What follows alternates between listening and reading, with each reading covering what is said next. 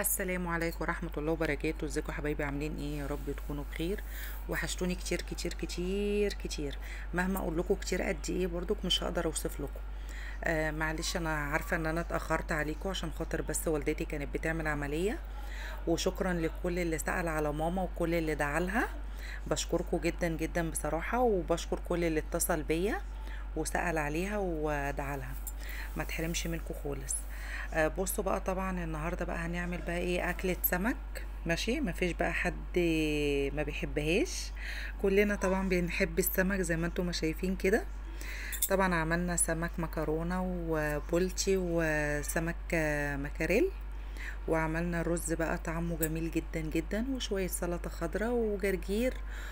وكان الحمد لله ده كان غدا النهارده زي ما انتم ما شايفين كده. طبعا بصوا بقى ايه، هنغسل بقى السمك مع بعض. بصوا انا بفضيه اهوت. طبعا انا جايباه من الراجل بصراحه، منضفهولي ومخليهولي زي الفل. بصوا زي ما انتم ما شايفين كده، هوريكم طبعا. بصوا نجيب قشطه ازاي. طبعا هنا بقى هنغسل السمك مع بعض وهننقعه في ملح وليمون. وهنقول بقى ايه هنعمل ايه. بصوا زي ما انتم ما شايفين كده. بصوا بصراحة يعني راجل عنده ضمير جدا جدا بصراحة. ومخلي السمك نضيف قشطة زي ما انتم ما شايفين كده. تمام. طبعا انا بصفي المية عشان خاطر ايه ما تنزلش الدم دوت، ما ينزلش في الباسكت بتاع الزبالة. تمام. هنا بقى هنفضي برضو البولتي، هوريكم برضو منضفه ازاي. نخليه برضو نجيب بصراحة، الله يبارك له. طبعا بقى الاسعار عندكم عاملة ايه؟ طبعا البولتي دوت يا جماعة ب75، والمكرونة ديت ب110، والمكاريل دوت ب100. ماشي. بصوا انا هشطفه كده وبعد كده ايه هعمله برضو، هغسله تاني غسلة برضو تاني كويس. زي ما انتم ما شايفين، هو بصراحة هو قلبه نضيف كده وزي الفل. ومعلش لو انا اتأخرت عليكم بصراحة، يعني كان غصب عني عشان خاطر بس والدتي كانت بتعمل عملية. والحمد لله رب العالمين اني قامت بالسلامة، وربنا يخليها لنا يا رب ويبارك لنا في عمرها. وما تحرمش منكم خالص. وشكرا لكل اللي اتصل بيا وسأل على ماما. بشكركم كتير قوي قوي قوي قوي يا جماعة. طبعا زي ما انتم شايفين بقى كده. ماشي، احنا بنغسل بقى السمك مع بعض. وبعد كده ايه هننقع السمك دوت في ملح وليمون. بصوا شايفين بصراحة يعني هو مش محتاج حاجة بصراحة، يعني انا بقول لكم بصوا مش محتاج حاجة. وبصوا المكرونة برضو مش محتاجة حاجة. طبعا حطوا بقى الملح زي ما انتم ما شايفين كده. وبعد كده بقى هنجيب ايه؟ الليمون، وهنعصر عليه ليمون. تمام. وهنسيبه بقى منقوع شوية لحد لما نعمل بقى الخلطة بتاعة السمك. بصوا انا بعصر الليمون وبرمي القشر في قلب الطبق برضو. يعني عادي يا جماعة، اعصري وارمي القشر. طبعا في ناس بتحط له بتاع دوت، اللهم صل على النبي، بيغسلوه بخل. طبعا انا ما بحطش خل عليه على فكرة، لاني بيثبت الزفرة بتاعته. هنا بقى معانا حلة حطينا فيها بقى شوية زيت، وهننزل بقى ببصلاية حلوة كده. تمام. قطعة صغيرة. اللي بيحب البصل ما بيبانش في الرز يعمليه في الكبة، بس انا بحبه بيبان في الرز. طبعا زي ما انتم شايفين كده. هتقولوا لي يا مروة ايه ده، دي بدأت تحمر. لا ده انا هحرقها، يعني انا هغمقها اكتر. كل ما بتغمقي البصلة اكتر كل ما الرز بيطلع النتيجة بتاعته حلوة قوي وبيبقى غامق. تمام. ما بتخافوش، ما بيمررش يا جماعة ولا اي حاجة. يعني ما فيش حد مثلا يقول لي انت حرقتي البصل الرز هيبقى ممرر. لا خالص، ما بيبقاش ممرر ولا اي حاجة. طبعا زي ما انتم ما شايفين، بصوا يعني بدأ يحمر معايا. فانا بحب اغمقه قوي عشان الرز بتاعي يكون غامق زي ما انتم ما شايفين كده. في ناس بتحبي تعمله الرز فاتح، بتفتحي البصلة، بتخلي البصلة فاتحة. بس انا هغمقها زي ما انتم ما شايفين. بصوا انتوا تحسوا ان هي خلاص يعني دي اتحرقت. اما هي لا، ما اتحرقتش ولا حاجة. وعلى فكرة كان طعمه جميل جدا، وسكر سكر سكر. مش قادرة اوصف لكم بصراحة طعمه كان عامل ازاي. بصوا معايا. بصوا. ايه ده، البصلة اتحرقت؟ لا ما اتحرقتش. هننزل بقى بجزر حلو كده عندك بقى جزر فريش حطي، ما عندكيش وعندك في الفريزر هاتي حته من الفريزر وحطيها. الجزرايه دي برضو بتخلي طعمه مسكر قوي وبيبقى طعمه حلو. تمام، هنقلبها بقى شويه كده وبعد كده ايه هننزل بالميه بتاعتنا، وبعد كده هنحط التوابل بتاعتنا وهنسيبه ايه طبعا يغلي. بصوا طبعا ايه يعني، بصوا بدأ لونه يغير يقلب على اورانج كده لون الجزر. بصوا بقى هنحط ايه كمية المية اللي احنا عايزينها. طبعا انا بحط مية من الحنفية، ما بحطش مية من الكتل، ما بسخنش مية في الكتل واحطها. طبعا ده كمون، هننزل بشوية كمون وشوية ملح وشوية فلفل اسمر. تمام، وهحط مكعب مرقة. على فكرة قسما بالله يا جماعة الرز ده كان طعمه وهم. وشوية كركم. وده كانت الرز بتاعنا، يعني دي كانت طريقة الرز بتاعنا. تمام، طبعا بعد ما يغلي كده هننزل بقى بالرز، هنكون غاسلين الرز بقى وهننزل بيه. ولو احتاجتي مية بتحطي، احتاجتي برضو هتشوفي الحياء بتاعه، لو احتاجتي ملح برضو بتحطي، ما احتاجتيش خلاص. بص هو هنا كده بدأ يتشرب. طبعا هنوطي عليه بقى خالص كده زي الشمعة. بعد ما هنوطي عليه بقى هقول لكم هنعمل ايه تاني مع بعض. بصوا شايفين اللون بتاعه، يعني بصوا مش قادره اوصف لكم، كانت الريحه بتاعته بصراحه فظيعه جدا. ودي كانت طريقه الرز. هنا بقى هنحط بقى ايه هرسه شطه اللي هو الفلفل الاحمر ده، وثوم وشويه كمون وشويه كزبره وملح. وهنعصر بقى ايه على الدقه دي، هنعصر عليها كام ليمونه حلوه كده.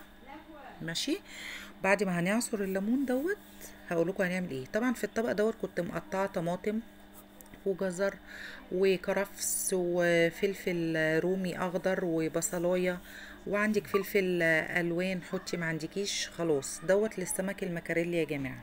تمام، بصوا بقى حطوا كميه الليمون اللي انتوا عايزينه، يعني كميه الليمون اللي انتوا عايزينه، الليمون بيخليه طعمه حلو قوي وبيبقى جميل جدا بصراحه يا جماعه.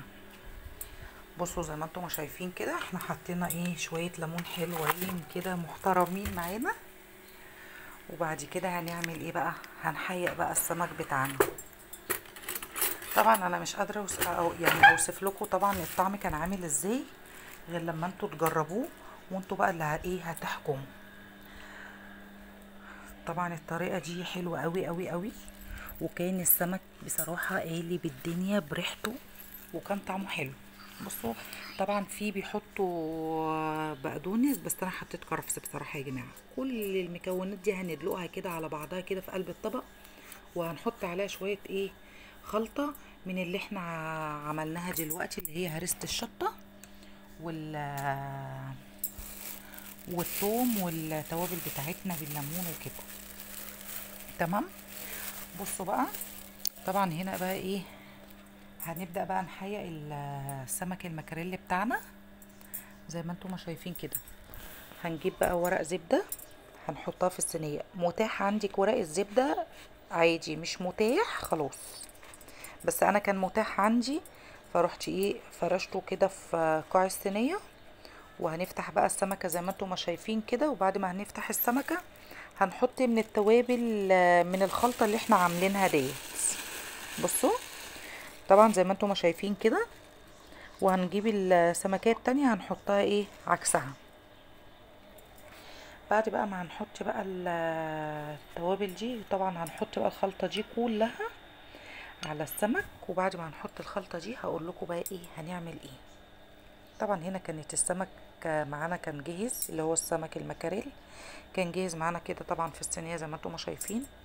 هنجيب بقى شوية خل كده حلوين، مقدار كده يا جماعة مثلا ايه يعني بتاع ربع كوباية صغيرة. اللي عايز يحط الخل يحط، اللي مش عايز يحط ما يحطش، بس على فكرة بيفرق جدا في الطعم وبيبقى طعمه حلو قوي. طبعا وهنحط بقى ايه يعني رشة زيت صغيرة كده مش كتير. هنا بقى هنحيق معانا السمك اللي هو المكرونة والبولتي زي ما انتم شايفين كده. طبعا بصوا السمكة يعني مش عارفة مش عاجبها الحيل، عوجت راسها ليه مش فاهمة. بصوا بقى كده. هي حاجه مالك نايمه كده ليه؟ هي مالها نايمه كده ليه؟ مش فاهمه يا جماعه في ايه. طبعا زي ما انتم شايفين كده هنحيا بقى بقيه السمك ده، وبعدين هقول لكم ايه هنعمل ايه. يا رب وصفه اليوم تعجبكم، وما تنسونيش بقى في لايك كده، واللي ما اشتركتش في القناه تشترك وتدوس على كلمه الكل عشان يوصل لها كل جديد. وبعتذر جامد جدا بصراحه عن تاخيري عنكم، كان غصب عني والله، بس بصراحه وحشتوني جدا جدا جدا. زي ما انتم ما شايفين بقى طبعا كده هنخلص بقى ايه السمك القمر بتاعنا ده، وبعد كده ايه هنقلي بقى مع بعض بقى، وهنشوف بقى ايه الشكل النهائي. زي ما انتم ما شفتوا كده كان بصراحة كده بسم الله ما شاء الله كان جميل. وعلى فكرة يا جماعة وانتوا بتقلوه في حاجة انا حطيتها، لازم تحطوا مع الدقيق نشا، بيخليه مقرمش وما بيبقاش طري معانا، وبيفرق في الطعم جدا جدا بصراحة. بصوا زي ما انتم ما شايفين كده طبعا انا بنزل اخر دقة في قلب الكبة، يعني مش هسيبهم بصراحة، هنزلهم بصراحة. طبعا بقى اللي ما داستش لايك تدوس لايك، واللي ما اشتركتش لسه في القناة تشترك وتدوس على كلمة الكل عشان يوصل لها كل جديد. يلا بقى ايه نجهز بقى للقلي بقى مع بعض ونشوف هنعمل ايه. بصوا بس قبل ما نقلي هنقطع السمك من هنا كده عشان خاطر السمكة كبيرة معايا، عشان القلب بتاعها يستوي ويكون ايه حلو كده مستوي معانا. تمام. للاسف انا الخلطه بتاعت التوم خلصت، كنت عايزه احط في الفتحات دي، بس تقريبا كده ايه يعني انا خدت من الكبه شويه صغننه كده زي ما انتم ما شايفين، وبعمل الفتحات ايه بتاعتها دي، بحط ايه دقه فيها، بتفرق جدا يا جماعه في اللحم كده، بيبقى حي كده وبيبقى جميل جدا زي ما انتم ما شايفين كده. طبعا هنقطع بقى ايه التانية، طبعا قطعناها. بصوا انا ركنت دولت المعلقه دي للسلطه. قشر الليمون دوت انا بحطه على فكرة في الطاسة، بيمنع اي زفارة، ما بيبقاش فيه ريحة زفارة خالص. طبعا في الطبق هنا بقى معانا شوية دقيق ونشا. تمام. عايزة بقى يعني ايه يعني تتبلي الدقيق بتاعك ده بشوية ملح بكمون كده. لو انتي مش محيقة السمك كويس عادي تبليه، محيقة السمك كويس خلاص. بصوا طبعا هنقلي المكرونة الاول. تطلعي المكرونه بقى كده من خلطه الدقيق بالنشا، وتبرميها على ايدك كده زي اكنك شفتي ايه بتصبعي كفته، تبرميها كده عشان خاطر السمكه. بصوا انتوا شايفين مفتوحه، فبصوا لما تعملوها كده اهوت. بصوا الدقيق اول حاجه الدقيق بيتنتر من عليها، وتاني حاجه بتتبرم معانا. طبعا الزيت بتاعنا ايه اتقدح، هننزل بقى ايه بالسمك بتاعنا كده زي ما انتم ما شايفين. ودي كانت وصفة اليوم بتاعتنا، ويا رب فيديو النهاردة يعجبكم، وما تنسونيش بقى في لايك حلو كده، واللي ما اشتركتش في القناة تشترك، وعايزة دعوة حلوة كده من قلبكم، وعايزة كومنت حلو كده زي ما انتم شايفين كده. طبعا ايه بصوا انا نزلت بقى بالسمك، طبعا لما ياخد لون من تحت هنبدأ ان احنا نقلبه، عشان خاطر لو قلبتيه ممكن يتفتح منك، يعني يتهري مننا. بس بصوا النشا بتفرق جدا يا جماعة في قلي السمك، عشان تبقوا عارفين بتخليه مقرمش جدا وبيبقى طعمه حلو كمان، وما بيطراش منك. حتى لو سبتيه بعد القلي بفترة ما بيبقاش طري وما بيطراش. بصوا انا بقلب بالراحة عشان خاطر ايه يعني ما يفكش مني او يتهري مني. بصوا وتاني حاجة انا بقلب بالراحة، لاني بصراحة انا بخاف من اي حاجة فيها قلي زيت، فربنا يسترها يا رب علينا جميعا ان شاء الله. وطول ما انتي واقفة كده اذكري الله وسمي الله، الحاجة هتطلع معاكي حلوة وما شاء الله جميلة. بصوا طبعا طالع بقى مقرمش وجميل كده، هنبدأ بقى ان احنا نطلعه. تمام. ودي كانت وصفة اليوم بتاعتنا، ويا رب فيديو النهاردة يعجبكم، وما تنسونيش بقى في لايك. وطبعا هنقلي البولتي، ما فيش اسهل منه ولا اي حاجة. وده كان فيديو النهاردة، والسلام عليكم ورحمة الله وبركاته.